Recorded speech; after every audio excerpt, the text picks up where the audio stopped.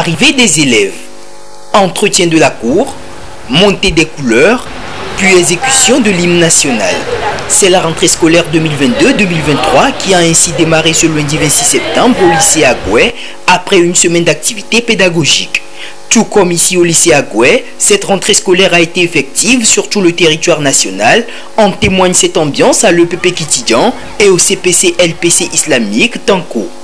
Après quelques mois de vacances, les élèves sont contents de reprendre le chemin des classes en toute quiétude.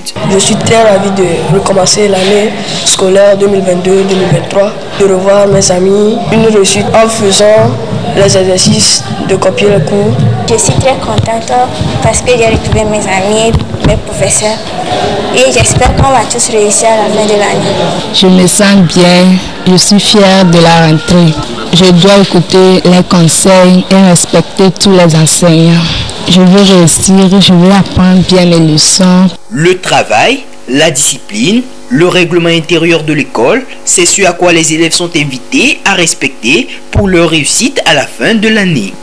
La réussite commence dès le premier jour de la rentrée. Ici, notre particularité, c'est que c'est la rigueur dans le travail. Nous avons un personnel d'encadrement du côté des enseignants très performant. Nous avons aussi un nouveau système qui est l'APC et ces professeurs donc, sont permanemment outillés par les formations. Nous avons été formés, aussi bien les chefs d'établissement que les enseignants, pour le bon déroulement des activités pédagogiques et pour améliorer l'enseignement en vue des résultats meilleurs. Vivement à remercier nos autorités de l'éducation qui, depuis pendant les vacances d'abord, ont programmé des ateliers de formation et pendant la semaine pédagogique, ont programmé également les formations à notre endroit pour cette année scolaire. Avant la reprise, nous avons fait les inscriptions. Les parents étaient venus au cours de la semaine pédagogique inscrire leurs enfants. Au niveau des enseignants, nous leur avons partagé le matériel. On leur a dit de rappeler le cahier journal, préparer leur classe. Ils ont eu à aménager les salles, les tables bancs, tout ça là ont été nettoyés. Et nous sommes déjà prêts pour commencer les cours. Nous avons bien débuté la rentrée, on remercie Dieu. Les élèves sont là. Et nous avons au préalable organisé les classes. Nous avons mis en place des agents qui nous ont aidé à entretenir les classes et les bancs ont été arrangés, bien nettoyés après la montée des couleurs. Et on a pris beaucoup de temps aussi pour leur donner des conseils, comme il y a des nouveaux aussi parmi eux pour qu'ils se sentent à l'aise dans l'établissement. Dans la semaine pédagogique, surtout les emplois du temps qui ont été déjà élaborés, les enseignants ont commencé directement par dispenser les cours. Pour que l'année scolaire soit couronnée de succès, il y a quand même des critères qu'il faut respecter. D'abord, la discipline. Et la discipline au niveau des élèves. Le respect des heures de cours, le respect des enseignants. Je prie les parents de libérer les enfants à temps pour qu'ils arrivent à l'école dans les normes. L'élève qui vient fréquemment à l'école, attentif aux cours, fait ses exercices qu'on lui donne en classe, à la maison, et avec ce rythme, nous avons la certitude que lui, déjà, il a déjà fait plus de 80% d'efforts.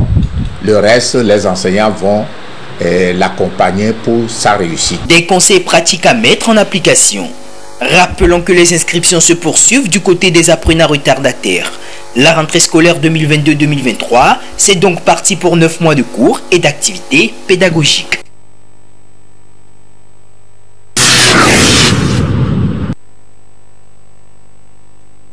De nombreux jeunes ont des difficultés à opérer de bons choix de filières et de séries dans leur cursus scolaire. Et pour cause, il manque d'informations sur les filières et séries disponibles et adaptées au marché du travail. Et pourtant, il existe des structures mises en place par l'État pour orienter les jeunes apprenants. L'un des responsables de ces structures explique ici l'importance de l'orientation scolaire ou professionnelle. L'orientation scolaire et professionnelle est un processus continu d'appui aux personnes.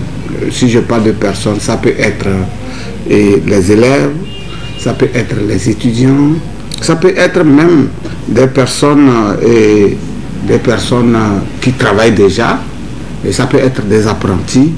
Et donc, c'est un appui et un accompagnement qui se fait tout au long du circuit, du processus d'apprentissage, du processus scolaire, et qui permet d'abord à notre interlocuteur de s'adapter à la situation à laquelle il fait face.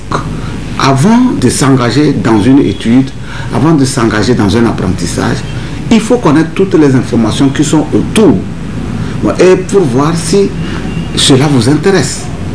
Et donc, nous les accompagnons, nous cherchons les informations, nous mettons à leur disposition et nous les permettons d'opérer un bon choix. Et l'école ou la formation qu'il va faire lui permettra d'être heureux. L'orientation scolaire ou professionnelle se fait à partir de certains niveaux de l'enseignement. Elle respecte des critères bien définis. Le premier critère, c'est l'enfant lui-même. Quels sont ses intérêts? Il doit savoir, mais pour quelle raison je vais à l'école? Pour quelle raison je vais apprendre tel métier? Pour quelle raison je vais à l'université? Ça, c'est la première, c'est important. Quelles sont mes capacités à faire ce que je veux faire?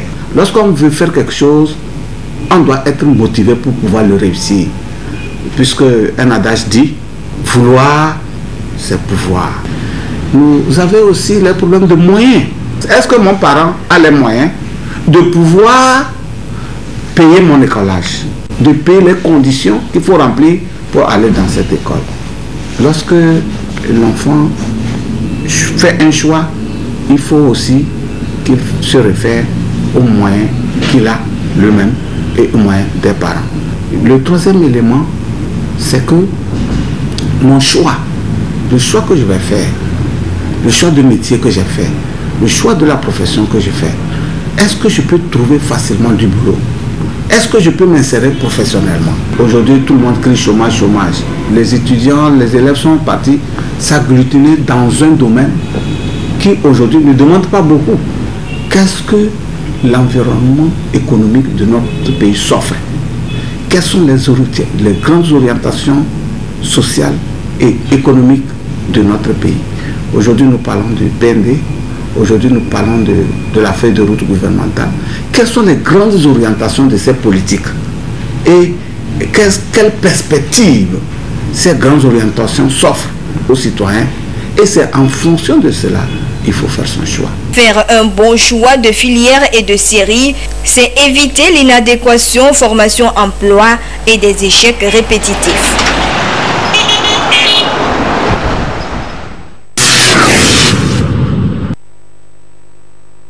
Mettre fin au racisme, bâtir la paix. C'est le thème retenu pour l'édition 2022 de la Journée internationale de la paix célébrée chaque 21 septembre. Un thème évocateur surtout en ce moment où l'on assiste de plus en plus à la discrimination, à l'abandon, aux violences, bref à des faits d'inégalité entre les peuples. Les valeurs de la paix sont ainsi mises en cause et il urge d'y réfléchir afin de restaurer et de maintenir la paix, gage de tout développement et du bien-être des populations. S'il n'y a pas de paix, il n'y a pas de développement. S'il n'y a pas de paix, il n'y a pas ce vivre ensemble-là qui nous permettra d'initier des actions, de dialoguer de nos problèmes. Mais s'il n'y a pas de paix minimum, c'est clair que les problèmes seront là, on ne pourra pas en parler et vont même se multiplier. Donc forcément, il faut encourager la paix. La Journée internationale de la paix se veut un cadre de sensibilisation, d'information et d'éducation du grand public sur la nécessité de préserver la paix. Au Togo, cette journée a été observée sous le thème « Renforcer la cohésion sociale pour bâtir la paix ». C'est un appel à la responsabilité de tous les acteurs. Celle des jeunes est vivement sollicitée. Il faut que les jeunes participent à la prévention des conflits, aident à régler les conflits. Il faut que la jeunesse aussi tisse des partenariats pour initier des actions pour régler les problèmes. Aujourd'hui, pratiquement toutes les communautés du Togo, on a les conflits liés à la chefferie, les conflits liés à la transhumance, les conflits de ménage, on n'en parlons pas. Même dans la rue, il y a la violence verbale. Qu'est-ce qu'on en fait? Ça, ce n'est pas à l'État de venir le faire. L'État fera sa part, les ONG feront leur part, mais les jeunes également feront leur part. Une fois adulte, il sera donc un dirigeant, un acteur de la société civile, un responsable de la sécurité, mais sensible à la question de paix. La jeunesse est encore sollicitée pour contribuer, pour aussi attirer l'attention de l'autorité. Peut-être elle n'a pas toute la réponse, mais elle peut interpeller pour dire « je suggère tel ». Dans son quotidien, faire preuve d'artisan de paix, savoir parler, faire ce qui est bien, c'est déjà le début du processus de paix. Face aux menaces terroristes dont fait face aussi le Togo, certains jeunes ont bien compris le rôle qui est le leur dans la promotion et le maintien de la paix. Ces derniers s'y engagent fermement. Nous nous engageons au niveau de notre association à être des vecteurs de développement. Nous nous engageons à être des modèles pour la culture de la paix au Togo et particulièrement au sein de la jeunesse. En tant que jeunes, nous devons être une forme de relais de ce que nous disent nos autorités en matière de préservation de la paix et de la cohésion sociale. Et après cela, chacun dans sa communauté, chacun dans son quartier est appelé à avoir des comportements qui visent à préserver la paix. Il faut qu'on s'entende entre nous, il faut qu'on instaure le dialogue entre nous. Déjà, avec l'amour, on peut contribuer à la consolidation de la paix. Pour marquer la journée de la célébration de la paix, des rencontres d'échange avec les jeunes ont été organisées à Lomé, histoire d'impliquer davantage la jeunesse togolaise dans la promotion du vivre ensemble et la préservation de la paix dans le pays.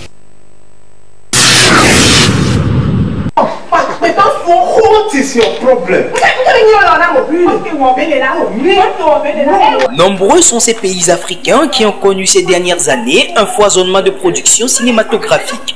Le cas de Nollywood, l'industrie du cinéma nigérian qui chaque année enregistre plus de 2000 films tournés, a permis l'émergence d'une industrie locale de production et de diffusion avec un modèle économique qui lui est propre.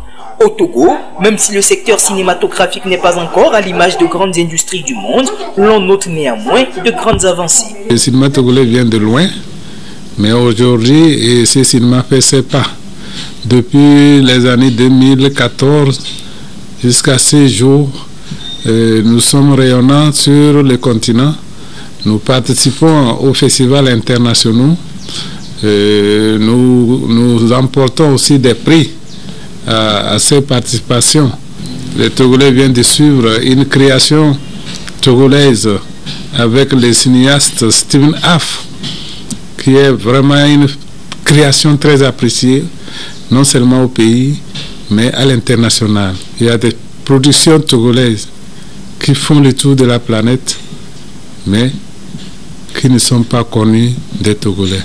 Soucieuse de faire du secteur cinématographique un secteur à fort potentiel économique répondant aux normes internationales, les autorités togolaises ont élaboré plusieurs mécanismes, et ce, depuis plusieurs années. Le gouvernement togolais a mis en place des structures, des mécanismes. D'abord, en 2020-2021, une part importante a été accordée au cinéma togolais. Et cela nous a amené à produire des films qui ont au moins 5 productions avec le soutien du gouvernement togolais. Ces films ont fait le tour du pays. Ces films ont été projetés à la dernière édition du FESPACO. En plus de cette disposition qui veut qu'on soutienne le cinéma togolais financièrement parlant, le gouvernement a pris d'autres dispositions. Vu que le secteur du cinéma a des soucis d'organisation, il y a une loi qui a été votée, appelée loi portant code du cinéma et de l'image animée. Cette loi permet une nouvelle gestion du secteur du cinéma. À son sein, elle veut que la direction nationale de la cinématographie soit transformée en un centre national de cinéma et de l'image animée. Le centre créé par cette loi permet de rendre le cinéma togolais plus productif. Désormais, avec le fonds qui est mis en place, nos artistes, nos cinéastes puissent être éligibles à l'extérieur. Bien que la mise en place de ces mécanismes ait permis de booster de façon significative le secteur, d'autres défis restent encore à relever. Le réel défi aujourd'hui, c'est d'abord la formation. Il faut former. Rien n'est possible sans la connaissance. Nous avons une pépinière au Togo qui a besoin d'être formée. Donc, avec ces centres, avec le fonds qui est créé, nous allons mettre un accent sur la formation des jeunes. Actuellement, nous n'avons pas au Togo des grandes écoles de cinéma qui sont ailleurs très coûteuses. Donc, une fois formés, il faut penser à l'acte. C'est-à-dire, il faut aller à la création, à la production. Donc, il faut soutenir financièrement ces jeunes-là à produire. Chaque acteur est donc invité à jouer sa partition pour l'ouverture d'une nouvelle ère au cinéma togolais, tout en lui permettant d'être représentatif sur le continent et à l'échelle mondiale. Bonjour madame.